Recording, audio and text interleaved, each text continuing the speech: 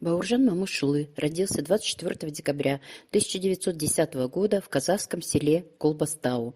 Мальчик рано потерял маму, поэтому воспитывали его дедушка и бабушка. После 9 класса юноша устроился на работу учителем в местную школу.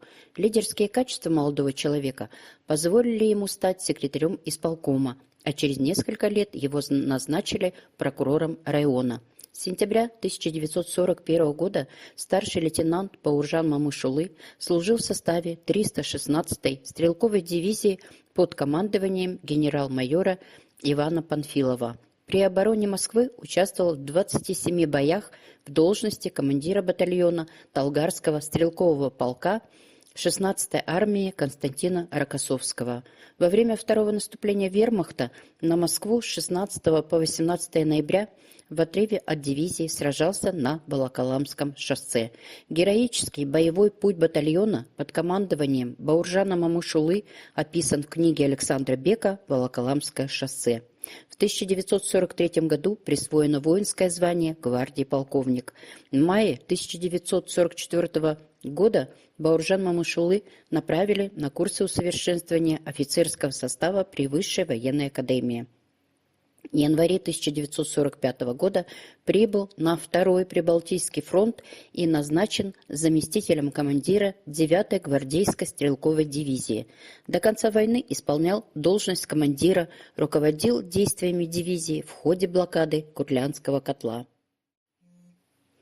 В январе 1946 года Мамушулы был направлен в Высшую военную академию имени Клима Ворошилова. После ее окончания в 1948 году был назначен заместителем командира 49-й отдельной стрелковой бригады.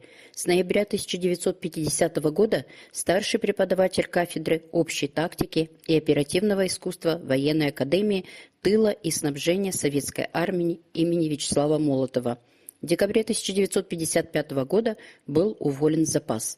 Писал Бауржан с самого начала войны, но полностью погрузиться в литературное творчество ему удалось лишь в 1955 году. Автор издал ряд повестей, детских рассказов и публицистических заметок, в которых со свойственной ему прямотой описывал своих современников и увиденные им лично события. Работал на русском и казахском языках. Свои книги переводил сам. Также много переводил с казахского и уйгурского языков на русский произведения и даже стихи казахских и уйгурских писателей и поэтов. Кроме прозы, Бауржан Мамушулы публиковал много статей, работал в области литературной критики, путевых очерков. Самыми известными книгами Мамушулы стали «За нами Москва», «Наша семья», «История одной ночи», «Генерал Панфилов», «Добрые мосты», «Тихие голоса».